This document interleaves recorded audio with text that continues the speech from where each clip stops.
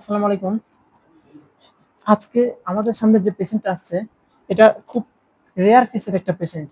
এটাকে আমরা মেডিকেল টার্মের ভাষায় বলি সোরিয়াসিস। সোরিয়াসিস এটা খুবই কম পাওয়া যায়। এর আগে একটা ভিডিও দিয়েছিলাম যেটাতে ছিল টিটেলোজের ফ্যালট, ওটাও খুব কম পাওয়া যায়, কিন্তু এটা তার চেয়েও কম পাওয়া যায়। যেমন আমি আমার মেডিকেল লাইফে এই 4 বছরের মধ্যে এটা জাস্ট তৃতীয় পেশেন্ট এই কেস নিয়ে আমাদের এখানে আসলেন। তো এক্ষেত্রে কি হয় আমি আপনাদের একটু বলি। সমস্যাটা হচ্ছে এটা অনেকটা জন্মগত, অর্থাৎ জেনেটিক্যালি কন্ট্রোল হয়। এছাড়া এটা অটো ইমিউন, মানে এক্ষেত্রে নিজের বডি, একটা মানুষের বডির যে রক্তকণিকা গুলো আছে সেই রক্তকণিকা নিজের বডির বিরুদ্ধেই প্রতিরক্ষা গড়ে তোলে, যার কারণে একটা ইমিউন রেসপন্স তৈরি হয়। ইমিউন রেসপন্স তৈরি হয়ে সেটা পুরো বডিতে ছড়ায় যায়। তো সোরিয়াসিসের যেটা পিকুলিয়ার সাইন আমরা যেটা থেকে চিনতে পারবো সেটা হচ্ছে শুরুর দিকে আমাদের হাতের এক্সটেন্সর সারফেস যেগুলো, অর্থাৎ হাতের ক্ষেত্রে পিছনের দিকে এবং পায়ের ক্ষেত্রে পায়ের সামনের দিকে, আর পেটের ক্ষেত্রে পেটের পিছনের দিকে, এই জায়গাগুলোতে শুরুতে অনেকটা ব্রন টাইপের কিছু কিছু ছোট ছোট লেশন পাওয়া যায়। ওটাতে চাপ দিলে সেখান থেকে হয়তো হালকা পানি বের হয় বা না হতে পারে। এক্ষেত্রে চুলকানি থাকে না, চুলকানি থাকে সেটা আমরা একজিমার দিকে নিব, কিন্তু এখানে চুলকানি খুব কম থাকে। কিন্তু যেটা এটার পিকুলার একটা সাইন আছে, সেটা হচ্ছে যেটাকে আমরা বলি হচ্ছে অসপিস সাইন, অর্থাৎ লেশনগুলোতে যদি আমরা একটু প্রেস করি সেখান থেকে হালকা মাইল্ড ব্লিডিং হয়, পিন পয়েন্ট ব্লিডিং হয়, অল্প অল্প রক্ত বের হয়।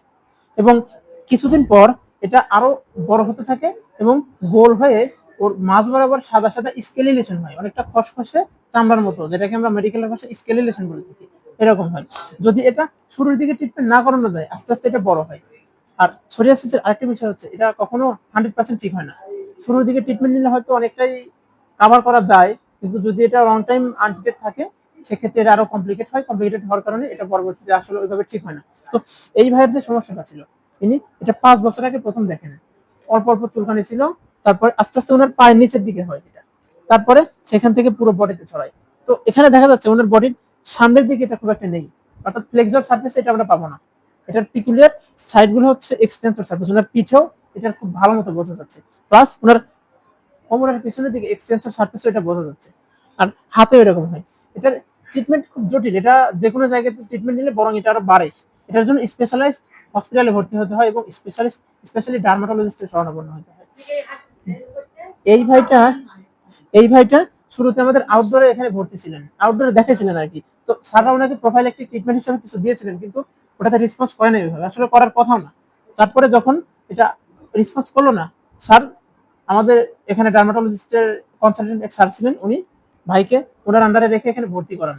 এখন ভাই আমাদের আন্ডারে ভর্তি থেকে চিকিৎসা নিচ্ছেন।